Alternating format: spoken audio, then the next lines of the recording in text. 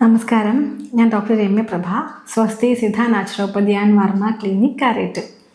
ഞാനിന്ന് സംസാരിക്കാൻ പോകുന്ന ടോപ്പിക് ഡിസ്ക് ബൾജിനെ കുറിച്ചാണ്. പ്രധാനമായിട്ടും കഴുത്തിനെയും നടുവിനെയുമാണ് ഡിസ്ക് ബൾജ് ബാധിക്കാറുള്ളത്. ഇപ്പോഴത്തെ തെറ്റായിട്ടുള്ള ലൈഫ് സ്റ്റൈലും റോങ് പോസ്റ്റേഴ്സൊക്കെ കൊണ്ട് പ്രായഭേദമന്യേ ഒരുപാട് പേർക്കും ഈ ഡിസ്ക് ബൾജിൻ്റെ ബുദ്ധിമുട്ട് ഉണ്ടാവാറുണ്ട്. എന്നാൽ നടുവിനും കഴുത്തിനും ഉണ്ടാകുന്ന എല്ലാ വേദനയും നമുക്ക് ഡിസ്ക് ബൾജ് എന്ന് പറയാനും പറ്റില്ല. പല കാരണങ്ങൾ കൊണ്ടും ഡിസ്ക് ബൾജ് ഉണ്ടാവാം. നമ്മുടെ നട്ടെല്ലിൽ പ്രധാനമായും 33 വെർട്ടിബ്രയാണ് ഉള്ളത്. ഈ വെർട്ടിബ്രയുടെ ഇടയിലായിട്ട് ഒരു കുഷൻ പോലെ ഒരു സോഫ്റ്റ് ജെല്ലി സ്ട്രക്ചറാണ് ഡിസ്ക്.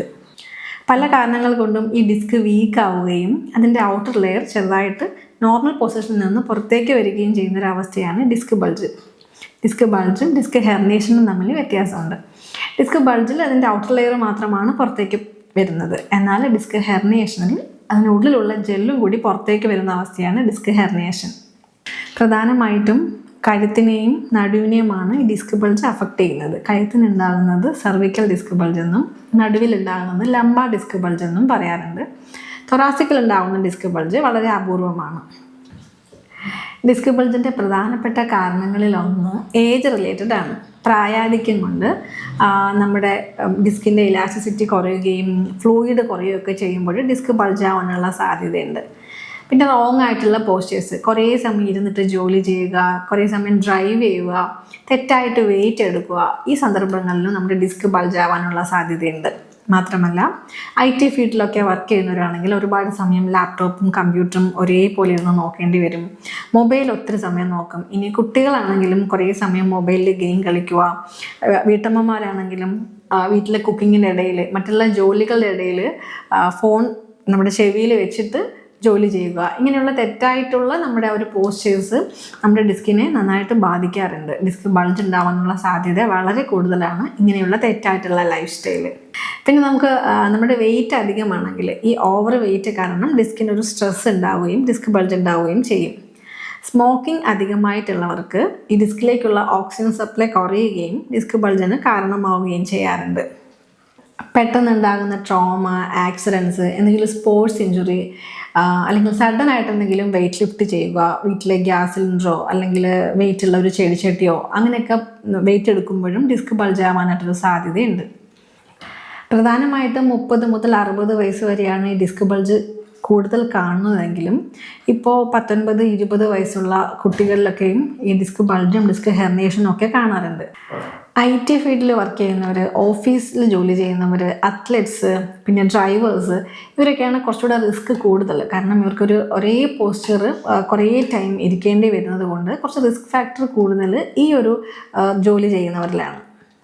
നടുവിൻ്റെ ഡിസ്കിന് ബൾജ് ഉണ്ടാകുമ്പോഴുള്ള പ്രധാനപ്പെട്ട ലക്ഷണങ്ങളാണ് നടുവേദന, കാലിലേക്ക് വേദന റേഡിയേറ്റ് ചെയ്ത് വരുന്ന പോലെ തോന്നൽ, കാലിലേക്ക് പെരുപ്പ് അനുഭവപ്പെടുക, കുഞ്ഞിട്ട് നിവരാനുള്ള ബുദ്ധിമുട്ട്, കുഞ്ഞിട്ടെന്തെങ്കിലും വെയിറ്റ് എടുക്കുമ്പോൾ അസഹനീയമായ വേദന തോന്നുക, കുറേ സമയം ഇരുന്നിട്ട് എണീക്കുമ്പോൾ ഇരിക്കാനൊരു ബുദ്ധിമുട്ട്, അല്ലെങ്കിൽ കാലൊന്ന് ഈസിയായിട്ട് മൂവ് ചെയ്യാനായിട്ട് ബുദ്ധിമുട്ട്, കാഫ് മസിലിലൊക്കെ വേദന അനുഭവപ്പെടുക, ഇതൊക്കെ നടുവിൻ്റെ ഡിസ്കിന് ബൾജ് ഉണ്ടാകുമ്പോഴുള്ള ലക്ഷണങ്ങളാണ്. എന്നാൽ ചിലപ്പോൾ ഈ ഡിസ്ക് ബൾജ് ഉണ്ടാകുമ്പോൾ നടുവിൽ മാത്രമായിട്ടല്ല വേദന അനുഭവപ്പെടുന്നത്.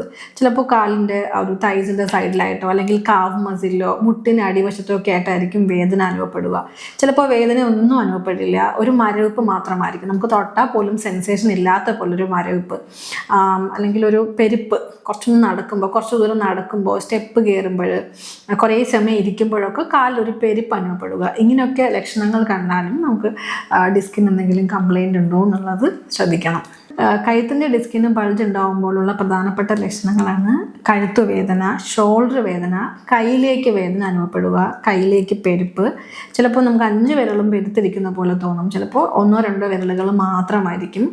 അതുപോലെ ഷോൾഡർ ഉയർത്താനൊക്കെ ഒരു ബുദ്ധിമുട്ട്, കഴുത്ത് തിരിക്കാൻ ബുദ്ധിമുട്ട്, കുറച്ച് സമയം കുനിഞ്ഞിട്ട് ജോലി ചെയ്യുമ്പോൾ തല കറങ്ങുന്നത് പോലെ, പെട്ടെന്നൊരു ബാലൻസ് നഷ്ടപ്പെടുന്ന പോലെ, കിടന്നിട്ട് എണീക്കുമ്പോൾ ഉള്ളൊരു ഇംബാലൻസ്, ഇതൊക്കെ ഇതിൻ്റെ ലക്ഷണങ്ങളാണ്. ചിലപ്പോൾ അസഹനീയമായിട്ടുള്ള തലവേദന അനുഭവപ്പെടും. മൈഗ്രെയിൻ പോലെയോ സൈനസൈറ്റിസ് പോലെയൊക്കെ തോന്നുന്നതായിരിക്കും. സിവിയർ ആയിട്ടുള്ള വേദനയായിരിക്കും. എന്നാൽ ഇതിൻ്റെ കാരണം കഴുത്തിൻ്റെ ഡിസ്ക് ബൾജായിരിക്കും. കഴുത്തിൻ്റെ ഡിസ്ക് ബൾജായിട്ട് അവിടെ നെർവ് കംപ്രഷൻ ഉണ്ടാവുമ്പോൾ അതിനെ തുടർന്ന് നമുക്ക് തലവേദന സിവിയർ ആയിട്ട് അനുഭവപ്പെടാം. അത് തിരിച്ചറിയപ്പെടാതിരിക്കുമ്പോൾ നമ്മൾ കഴുത്തിന് വേണ്ട ട്രീറ്റ്മെൻറ്റ് കൊടുക്കാതെ തലവേദനയ്ക്കുള്ള മരുന്നുകളായിരിക്കും കഴിക്കുന്നത്. അപ്പോൾ അതും ശ്രദ്ധിക്കണം. കഴുത്തിൻ്റെ ഡിസ്കിന് ബൾജുള്ളപ്പോൾ ചിലപ്പോൾ ആ വേദന ഷോൾഡറിൽ അനുഭവപ്പെടാറുണ്ട്.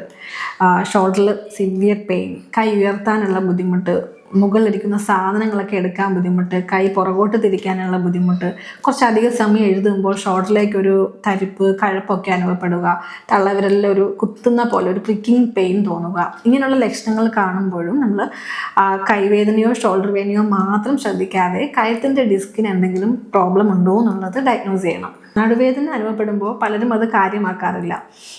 എന്തെങ്കിലും ബാം പുരട്ടുകയോ അല്ലെങ്കിൽ എന്തെങ്കിലും പെയിൻ കില്ലർ കഴിക്കുകയോ ചൂട് കൊടുക്കുകയൊക്കെ ചെയ്യുമ്പോൾ ആ വേദന മാറും, അതിനെ നിസ്സാരമാക്കി വിടുകയാണ് ചെയ്യുന്നത്. എന്നാൽ കുറച്ച് സമയം നീണ്ടു നിൽക്കുന്ന വേദന, കുറേ ദിവസങ്ങളോളം നീണ്ടു നിൽക്കുമ്പോഴുള്ള വേദന, ഈ പറഞ്ഞ ലക്ഷണങ്ങളൊക്കെ, കാലിലേക്കും വേദന അനുഭവപ്പെടുക, തരിപ്പ്, പെരുപ്പൊക്കെ തോന്നുക, ഇങ്ങനെയുള്ള സന്ദർഭങ്ങളിൽ നടുവിൻ്റെ ഡിസ്കിന് എന്തെങ്കിലും പ്രോബ്ലം ഉണ്ടോ എന്നുള്ളത് ഡയഗ്നോസ് ചെയ്യണം. ഇല്ലെങ്കിൽ കുറച്ച് കഴിയുമ്പോൾ, ഒരു 5-6 വർഷം കഴിയുമ്പോൾ ഈ ഒരു നടുവിൻ്റെ ഡിസ്കിന് ഉണ്ടാകുന്നൊരു മിസ്അലൈൻമെൻറ്റ് അത് നമ്മുടെ കഴുത്തിനെയും ബാധിക്കാം. അതും നമ്മൾ ഒരു ഡയഗ്നോസ് ചെയ്യാതെ ശ്രദ്ധിക്കാതെ വിടുകയാണെങ്കിൽ കുറച്ച് കഴിയുമ്പോൾ, ഒരു 3-4 വർഷം കഴിയുമ്പോൾ ഷോൾഡറിലേക്ക് വേദനയായിട്ട് അനുഭവപ്പെടും. ശരിക്കും ഷോൾഡറിൽ സിവിയർ ആയിട്ടുള്ള വേദന അനുഭവപ്പെടുമ്പോഴാണ് പലരും നോട്ടീസ് ചെയ്യുന്നത് നമുക്ക് എന്തോ കാര്യമായിട്ട് തകരാറുണ്ട് എന്നുള്ളത്. അപ്പോഴേക്കും നമ്മുടെ കഴുത്തിൻ്റെ ഡിസ്കും നടുവിൻ്റെ ഡിസ്കും ഒക്കെ അഫക്റ്റ് ചെയ്തിട്ടുണ്ടാവും. ഡിസ്ക് ബൾജാണെന്ന് ഡയഗ്നോസ് ചെയ്ത് കഴിഞ്ഞാൽ ആദ്യം നമ്മൾ തന്നെ അതിൻ്റെ കാരണം ഒന്ന് ഐഡൻറ്റിഫൈ ചെയ്യണം.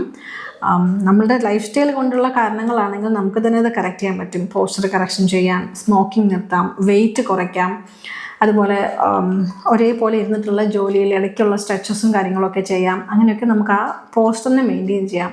പിന്നെ ഉള്ളത് ആ ഒരു ഡിസ്ക് ബൾജിൻ്റെ സ്റ്റേജ് ഗ്രേഡ് 1 ഗ്രേഡ് 2 അങ്ങനെ നോക്കിയിട്ട് പ്രോപ്പറായിട്ട് റെസ്റ്റ് കൊടുക്കുക. ഉള്ളിലേക്ക് മെഡിസിൻ, മസിൽ റിലാക്സ് ആവാൻ വേണ്ടിയിട്ടും ഇൻഫ്ലമേഷൻ കുറയ്ക്കാൻ വേണ്ടിയിട്ടുള്ള മെഡിസിൻസ് ഉള്ളിലേക്ക് കഴിക്കണം. ഒരു ഹെൽത്തി ലൈഫ് സ്റ്റൈൽ ഫോളോ ചെയ്യണം. നമ്മൾ എടുക്കുന്ന ഫുഡിൽ കാൽഷ്യവും മഗ്നീഷ്യവും പ്രോട്ടീനും ഒക്കെ വേണ്ടത്ര അളവിലുണ്ടെന്ന് ഉറപ്പ് വരുത്തണം. നന്നായിട്ട് വെള്ളം കുടിക്കണം. നമ്മൾ ഇരിക്കുന്ന ചെയർ, ഉപയോഗിക്കുന്ന മാട്രസ്, ഇതിൻ്റെ ഒക്കെ പൊസിഷൻ കറക്റ്റായിരിക്കണം. റോങ് ആയിട്ടുള്ള സീറ്റിങ്ങും നമ്മൾ തുടരുകയാണെങ്കിൽ ഈ പെയിൻ കൂടാനേ സാധിക്കുള്ളൂ. അതുപോലെ ഒരു ഡോക്ടറുടെ സഹായത്തോടെ ട്രാക്ഷൻ ചെയ്യാം, സ്ട്രെച്ചിങ്ങും സ്ട്രെങ്തനിങ് എക്സസൈസും ചെയ്യാം.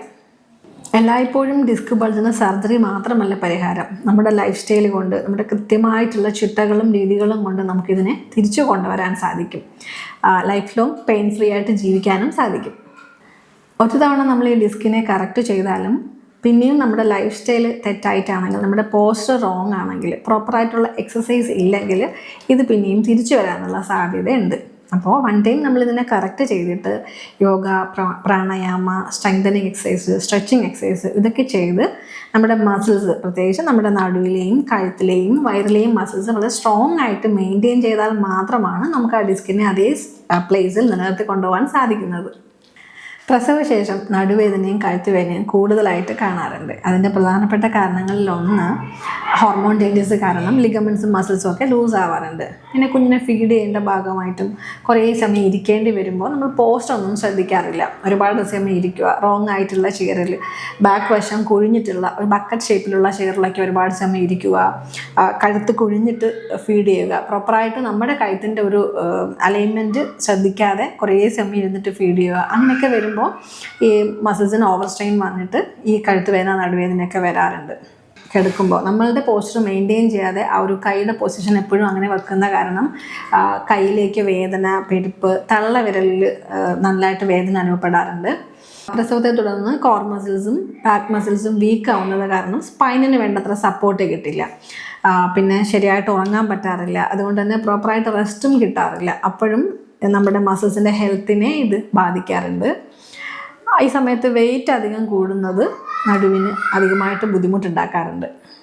പ്രസവത്തെ തുടർന്നുണ്ടാകുന്ന ഈ ബുദ്ധിമുട്ടുകൾ വീട്ടിൽ വെച്ച് തന്നെ പരിഹരിക്കാവുന്നതാണ്. ചെറുതായിട്ടുള്ള എക്സസൈസ് ചെയ്യാം, പോസ്റ്റ്നാറ്റൽ യോഗ ചെയ്യാം, പ്രാണായാമ, ഇതൊക്കെ നമ്മുടെ മസിൽസിനെ സ്ട്രെങ്തൻ ചെയ്യാനായിട്ട് നല്ലതാണ്. വേദനയ്ക്കുള്ള ഓയിൽ എക്സ്റ്റേണലായിട്ട് അപ്ലൈ ചെയ്യാം.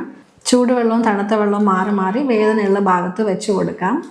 പിന്നെ പ്രധാനമായിട്ടും റെസ്റ്റ് എടുക്കുക, നന്നായിട്ട് ഉറങ്ങുക, നല്ല പോസ്ചർ മെയിൻറ്റെയിൻ ചെയ്യുക, നന്നായിട്ടുള്ള ഭക്ഷണം, ഹെൽത്തി ആയിട്ടുള്ള ഭക്ഷണം മെയിൻറ്റെയിൻ ചെയ്യുക. ഡിസ്ക് ബൾജ് ഡയഗ്നോസ് ചെയ്താൽ സർജറി മാത്രമേ പരിഹാരമുള്ളൂ എന്ന് കരുതി വിഷമിക്കേണ്ട ആവശ്യമില്ല. എത്രയും നേരത്തെ ഡയഗ്നോസ് ചെയ്ത് പ്രോപ്പറായിട്ടുള്ള ട്രീറ്റ്മെൻറ്റ്, പ്രോപ്പറായിട്ടുള്ള പോസ്ചേഴ്സ്, ഹെൽത്തി ആയിട്ടുള്ള ലൈഫ് സ്റ്റൈല്, കറക്റ്റായിട്ടുള്ള സ്ട്രെങ്തനിങ് എക്സസൈസ്, ഇതൊക്കെ കൊണ്ട് നമുക്ക് ആ വീക്കായിട്ടുള്ള നമ്മുടെ ഡിസ്കിനെയും മസിൽസിനെയും ഒക്കെ തിരിച്ചു കൊണ്ടുവരാൻ സാധിക്കും.